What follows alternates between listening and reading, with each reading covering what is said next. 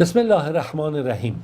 خب امروز قسمت دوم از داستان عدی ابن حاتم رو میخوام خدمتتون ارائه بدیم، یعنی با هم بخونیم. یادتون باشه به اونجا رسیدیم که خواهر عدی ابن حاتم که اسیر شده بود، پیامبر خدا صلی الله علیه و سلم آزادش کرد، بدون هیچ مسئله‌ای بهش امکانات داد و بالاخره مرکبی داد و با کاروان این رو به سمت شام فرستاد. و وقتی که با برادرش برخورد کرد ضمن گله‌ها و ناراحتی‌ها، بالاخره برادر باهاش نشست، گفت برام داستان رو تعریف کن. گفت برادر، از من میدونی به دیدن محمد برو. اگر پیامبر باشه که خب از فضلش هم شامل حالت میشه، و اگر هم فرض کنید پیامبر نباشه، این انسان نیکوکاری، این مثل پادشاهان و آدم‌های دیگری نیست که ستمکار باشه یا بخواد که انتقام بگیره. علی میگه خب من هم آماده کردم مرکب خودم رو و رفتم به دیدن پیامبر خدا صلی الله علیه و سلم در مدینه، بدون اینکه امن و امانی داشته باشم، یک کتابی داشته باشم و میگن نامه‌ای داشته باشم و فلان، تا اینکه چرا که من به خبر رسیده بود که پیامبر گفته که من امیدوارم که عدی ابن حاتم بیاد دست من بذاره با من بیعت کنه. میگه رفتم به پیامبر خود از پیامبر وارد شدم در مسجد، پیامبر نشسته بود در مسجد نبی و سلام کردم. پیامبر گفت من الرجل، این کسی که سلام میکنه کیه؟ گفتم عدی ابن حاتم. میگه پیامبر برای من بلند شد، دست من رو گرفت و من رو به خونه خودش برد. با خودم گفتم که ببینم این پیامبر چجور آدمیه. میگه تو مسیر راه که میرفتیم یه پیرزن ضعیفی که یک بچه‌ای هم باهاش، بچه کوچکی که باهاش بود، از پیامبر کمک خواست و پیامبر شروع کرد باهاش صحبت کردن و گفت یا رسول الله من کار دارم، اینجا مشکلات دارم. پیامبر شروع کرد باهاش صحبت کردن و گفتگو از این ور از اون ور، تا اینکه پیامبر مشکلات اون پیرزن رو برطرف کرد و من همینجوری ایستاده بودم داشتم نگاه میکردم. با خودم گفتم قسم به خدا این رفتار پادشاهان نیست، این رفتار محمد صلی الله علیه و سلم رفتار پادشاهان نیست. بالاخره میگه پیامبر دست من رو گرفت، رفتیم وارد منزلش شدیم. میگه یک بالشی داشت که از جنس پوست بود و داخلش هم لیف خرما بود. این رو به طرف من قرارداد فرستاد، گفتش که گذاشت، گفت بنشین روش. من شرم و حیا کردم و گفتم نه شما بنشین یا رسول خدا صلی الله علیه و سلم. پیامبر گفت نه تو بنشین و من هم هر پیامبر قبول کردم، نشستم و یا به عبارت شاید تکیه دادم.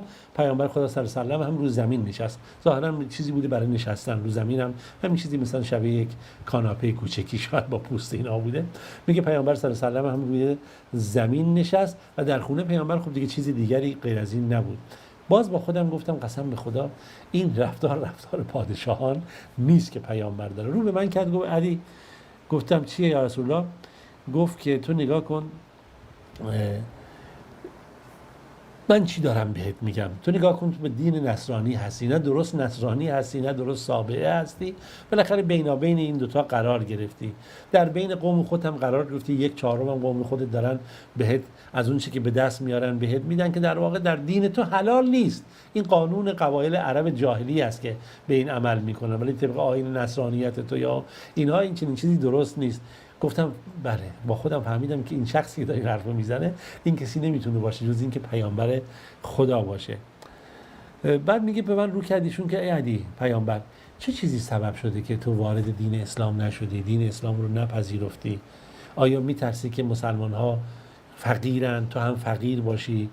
قسم به خدا علی این دین به جایی خواهد رسید که مال و ثروتی به دست این مردم خواهد رسید که کسی دیگه به مال و ثروت توجه نکنه. اینقدر مال و ثروت و داراییشون زیاد میشه که هیچ کس دیگه دنبال مال و ثروت نیست که بخواد جایی مال و ثروتی رو کسی بیا بگیره.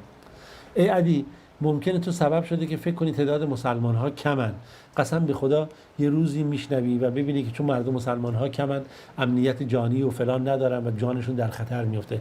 قسم به خدا یه روزی میشه یک زنی از قادسیه از سرزمین عراق میاد بر روی شتر خودش تا بیت الله کعبه خدا رو طواف بکنه، در حالی که به جز خدا از کسی دیگه نمیترسه. یعنی مسیر کلا امن و امان خواهد بود و فکر نکن که همیشه این گونه خواهد بود. میگه شاید تو فکر میکنی که قدرت و توانمندی ما اینقدر کمه، مسلمانان که پادشاهان دیگه میتونن ما رو نابود کنن و ما ضعیف و ناتوان خواهیم بود. این گونه نخواهد بود. قسم به خدا این تمام این قصرهای سفیدی که در سرزمین بابل هست همه برای مسلمانان فتح خواهد شد. گنجهای کسرا همه به دست مسلمانان خواهد افتاد. میگه با خودم گفتم گنجهای کسرا؟ میگه پیامبر گفت بله گنجهای کسرا پسر هرمز همه به دست مسلمانان خواهد افتاد. میگه دیگه در این لحظه من شهادتین رو گفتم و مسلمان شدم. خداوند عمر طولانی به عدی ابن حاتم داد. یا کنی عمری طولانی رو خداوند بهش داد و این عمر طولانی سبب شد که حالا 3 مورد بود پیامبر بهش گفت. شما نکته داشته باشید، یه جایی این وقتی با پیامبر همراه شد، این رفتار پیامبر خدا در این مسیر و اون پیرزنی که با اون کوچک بچه کوچیک بود و اینکه پیامبر کاملا توجه کرد به اون چیزی که این پیرزن نیاز داره، مشکلاتش، و تا مشکلاتش رو برطرف نکرد، تا راضی نشد اون پیرزن از اونجا پیامبر حرکت نکرد. این صحنه در ذهن عدی بن حاتم یک تصویر دیگر ایجاد کرده بود. حالا خب یک شخصی که به عنوان پیامبر خداست، حالا به عنوان فرمانروا اون زمان حساب میشد دیگه، که اون سرزمین همه تحت سیطره‌اش قرار گرفتن، در خونه خودش فقط یک مثلا نشیمنگاه داره که مثلا با پوست، اونم با لیف خرما، یعنی ارزان ترین و ساده ترین امکان، اونم یه دونه تو اتاق که اونم میذاره جلوش که عدی بن حاتم بنشینه. و برخوردهای متعددی که پیامبر در برخورد با این عدی بن حاتم داره، اینها خب ذهن عدی بن حاتم رو به خودش مشغول میکنه و اینکه اشاره میکنه به تناقضاتی که عدی بن حاتم در عقیده خودش داره و چون در عقیده آیین نصرانیت اون عملا نباید از قوانین عرب جاهلی تبعیت میکرد که یک چهارم از درآمدهای اونها رو برای خودش برداره و این اومده بود به عنوان یک فرد نصرانی از قوانین جاهلیت عرب استفاده میکرد و پادشاهی قدرت خودش رو داشت. خب این نکات مطرح شد. پیامبر خدا صلی الله علیه و آله بهش 3 نشانه داد. یکی از نشانه هایی که داد گفت نگاه بکن، یه روزی مسلمانان به شرایطی خواهند رسید که کسی به اینها پول میده، دارایی میده، اینا نمیگیرن. این مسلمان ها یه روزی به قدرتی خواهند رسید که کاخهای بابل رو فتح خواهند کرد، گنجهای کسری در اختیار اونها قرار خواهد گرفت. و همینجوری از جهت امنیت یه روزی در این سرزمینی که ما قرار گرفتیم و عرب قرار گرفته که مسلمان شده، یک زن میتونه از عراق بیاد بره بیت الله حرام تک و تنها، در حالی که امنیتش کاملا فراهم هست. خب این 3 مورد بود که پیامبر خدا صلی الله علیه و آله به عدی بن حاتم گفته بود. ایشون میگه که من تا زمانی که زنده بودم 2 تاش محقق شد. 2 تاش محقق شد و قسم به خدا که مورد سومی هم محقق خواهد شد.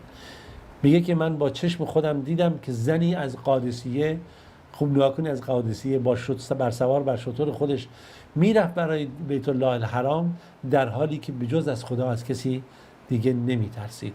من با چشمان خودم دیدم که چگونه در جنگی که بین مسلمانان و فارس ها اتفاق افتاد، بعد از اینکه نیروهای پادشاهی فارس حمله کردند به سرزمین های مسلمانان و قصد نابودی مسلمانان رو داشتن و تحریک کردن قبایل عرب رو برای اینی که بتونن عزت مسلمانان رو و عزت یاران پیامبر رو به هم بزنن و این سرزمین رو غارت و نابود کنن، که مسلمانان در برابر اونها قرار گرفتن. برای دفع این ستمها با چشمان خودم دیدم که چگونه گنجهای کسری به دست مسلمانان تقسیم شد، در اختیار اینها قرار گرفت و این کاخها تقسیم شد. اما مورد سوم رو من هنوز ندیدم که یه روز به مرحله‌ای برسه که کسی بهش مال دارایی داده بشه و اون مال دارایی رو قبول نکنه، که امیدوارم که اون روز هم، مطمئنم اون روز اتفاق بیفته. بله، خداوند این گونه محقق کرد این چیزی رو که پیامبر به عدی بن حاتم گفته بود در زمان خلیفه عادل، خلیفه عمر ثانی، عمر بن عبدالعزیز، که مورخین نقل میکنن که مسلمانان زکات اموالشون رو میدادن و صدا میزدن در مناطق متعدد آیا کسی هست که این زکات نیاز داشته باشه، زکات ها رو بهش بدیم. کسی نبود که این زکات ها رو بگیره و راست گفت رسول خدا صلی الله علیه و سلم.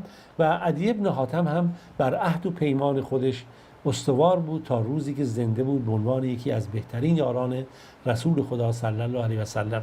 نکته ای رو اینجا مطرح شد در این داستان، دوران خلافت عمر بن عبدالعزیز، عمر ثانی، که امیدوارم یه روزی ما بتونیم این داستان عمر بن عبدالعزیز رو با هم بخونیم، یادآوری بکنیم.